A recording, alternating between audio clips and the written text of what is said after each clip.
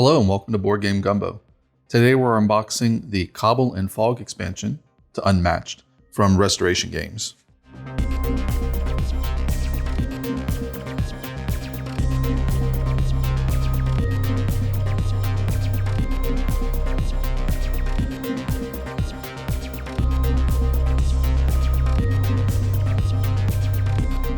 Unmatched plays 2 to 4 players and about 20 to 40 minutes. You can either play 1 versus 1 or a team game of 2 versus 2. Since this expansion comes with 4 players, you can play either mode, just with this expansion, or you can mix and match these characters with their other characters from either their base game or their other expansions. So here we have our rulebook. It's a pretty straightforward 1 versus 1 combat game.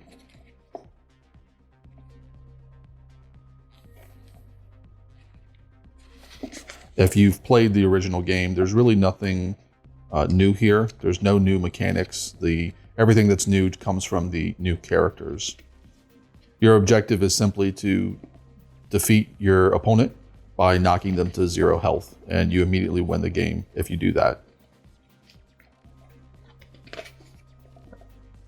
Oh, looks like there are some interesting new things. So we've got some secret passages on one of the new game boards here, and fog tokens for the Invisible Man.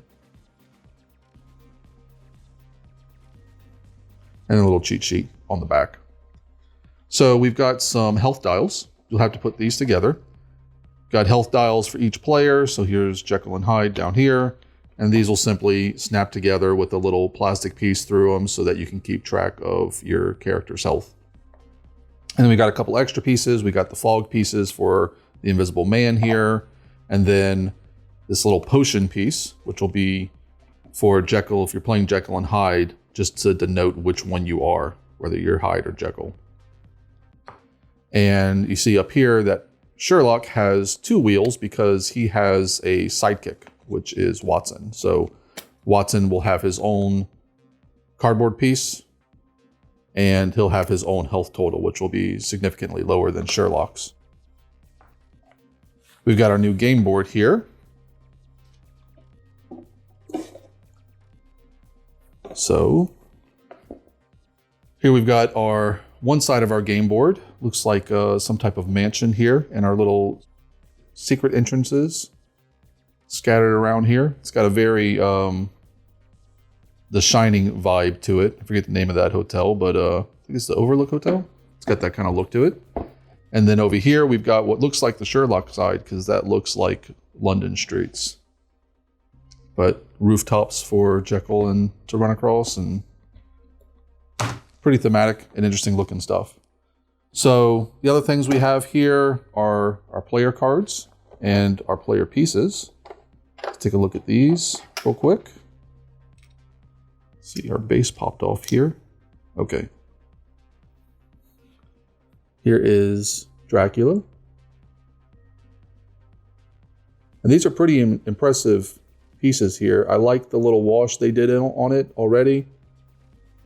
You can see the gradations, the shadows. That's just a pretty basic type of wash that they put on it. But it's nice, you know, for a basic miniature. I really like this Invisible Man figure here. You can see there's actually, that's a void there where he would normally be.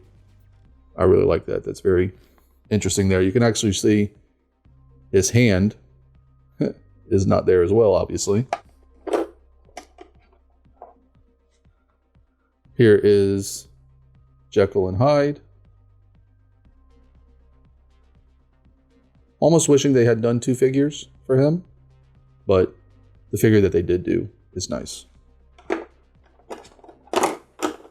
And finally, Sherlock himself with his pipe, of course.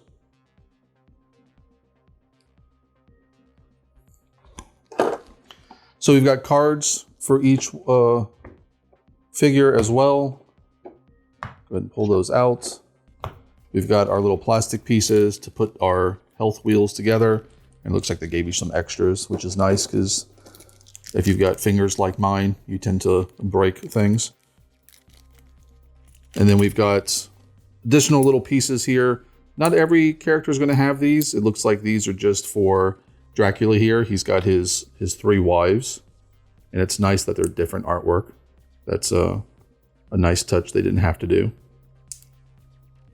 And these will just pop into there for storage. And then over here, you've got the piece for Watson, if you're playing as Sherlock. And storage for him right there. So the cards are a big part of the game, obviously. The game's about tactical movement, but also card play. I can go ahead and show you a few of these. I'm not going to go through all of the cards. I will open them up and kind of fan through them. So if you're interested in any particular character, you can kind of pause and get a look at their cards. I'll just give you kind of a brief explanation based off of Jekyll's cards. So here you have your starting card. This tells you how to set up your character at the beginning of the game, as well as their health and various things about them. So you've got your name here. You got your attack type, either melee or ranged.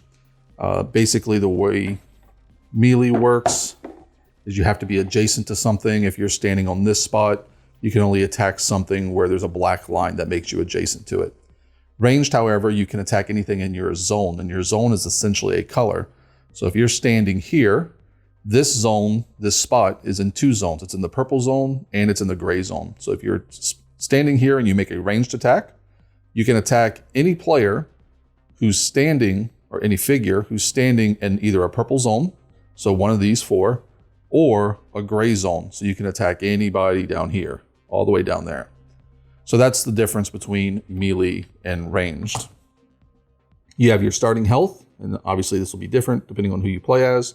Your base move value. So when you take a movement action, you can boost it to increase it, but otherwise you're going to be moving this number of spaces. And then you have your special ability. So Jekyll and Hyde, you start the game as Dr. Jekyll. At the start of your turn, you can transform into Mr. Hyde. While you're Mr. Hyde, after you maneuver, you take 1 point of damage. And that's what your little special token is for, just to let you know. And it does remind you on Mr. Hyde's side that you do take a damage. Now, why would you want to do that? Obviously, if you're going to take a damage after each maneuver, why would you want to do that? And that's because your cards here can only be used by certain people. So these cards can only be used by Dr. Jekyll, but you also have cards that can only be used by Mr. Hyde. So you have to be Mr. Hyde to use those. Getting back to this card, once you set up, you'll obviously use this card to set up, but then on the back, it tells you how the game is actually played. You're going to take 2 actions. They can be the same action twice or 2 separate actions. Maneuver is you draw a card. Drawing cards in this game is mandatory. It is not optional. Even if you play a card that says you draw cards, you can't choose not to do it. Because the way that your deck works is when you run out of cards, there's no more cards left in your draw deck. You don't get to shuffle your discard like in other deck builders.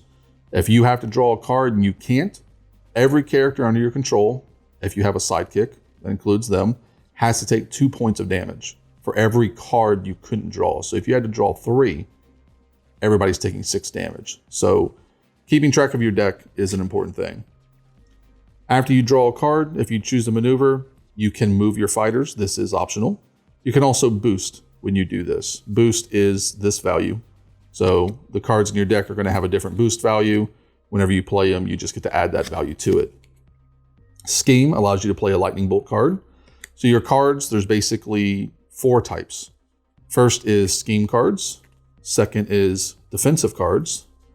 Third is attack cards. And then you have these purple cards, which can be either attack or defense. And then lastly, you have attack. The way attacking works is the attacking player is going to play an attack card face down. So the defensive player is not going to know what card they've played. And then the defensive player can choose to play a defensive card face down. Then you're going to reveal them. You're going to deal damage equal to the difference. So if you play a 5 attack and they play a 4 defense, you're going to do 1 point of damage.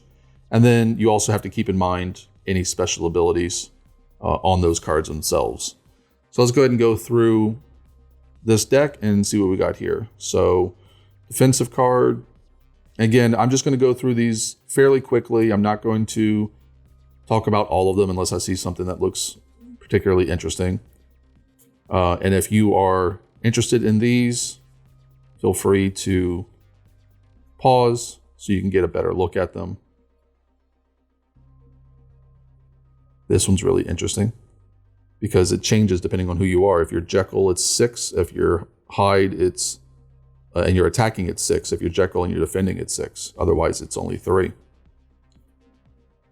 The cards also tell you in the very bottom right how many of them there are in your deck, which is obviously helpful to know. Okay.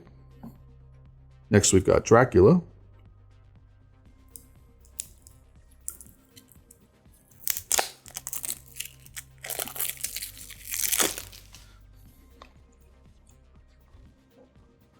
So Dracula also has a melee attack. He only starts with 13 health. Remember, Jekyll and Hyde started with 16. He's got his wives, or they call them the sisters here, that are also melee attackers. If they don't have a health here, if they don't have a little dial like Watson has, then they're assumed to have 1 health. And Dracula says at the start of your turn, you may deal 1 damage to a fighter adjacent to Dracula if you do draw a card. So he's, I think he's biting you if you get close to him. He likes to bite.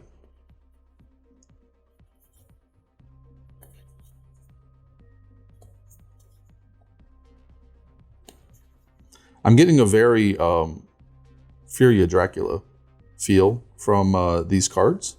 If you've never played that game, he has powers in that game that are iconic to Dracula, so it makes sense. But this defense card that allows you to escape and move away, I guess that's not exactly unique, but it's very similar to what he can do in Furia Dracula. We got Sherlock and Watson. So this is the only character in this expansion that has a sidekick. So Sherlock is a melee attacker with 16 health. Watson is a ranged attacker, and he starts with 8 health. Move value of 2. Effects on Holmes and Dr. Watson's cards cannot be canceled by an opponent. Effects on any cards can be canceled. That's really interesting because there are certain other characters that they'll have an effect, a combat effect that says before combat, ignore, or during combat, ignore all effects on your opponent's cards.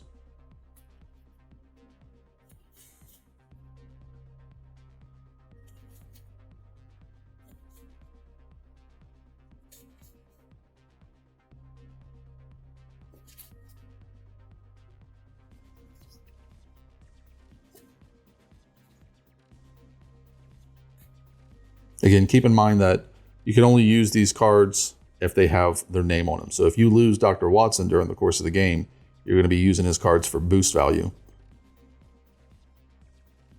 This one allows you to look at your opponent's hand if you won. Winning just means that you dealt damage to them. They didn't block it all. So it's not that difficult to win. Cancel all effects on your opponent's card. So this is, again, one of these immediately ones. If you use this in combat, immediately happens essentially during the entire combat round. And then you have during combat, and then you have after combat. And then last, we've got the Invisible Man here.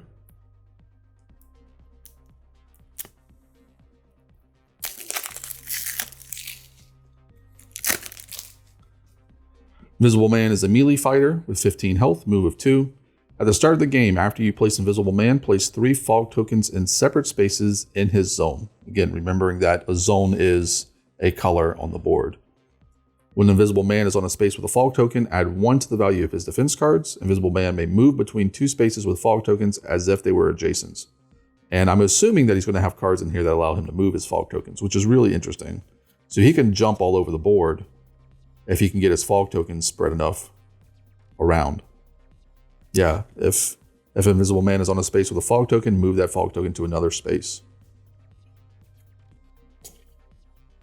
He's just going to pop up all over the place.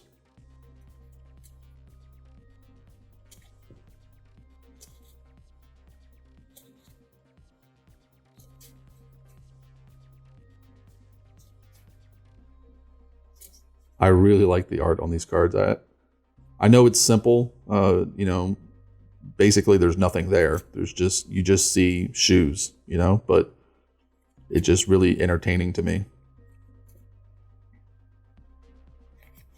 Like this, you just see a glove. You know, it's not anything special. It's just I like it a lot. This one, you just see his shoes. It's cool. Anyway, that's it. That's everything you're going to get in the Cobble and Fog expansion to Unmatched.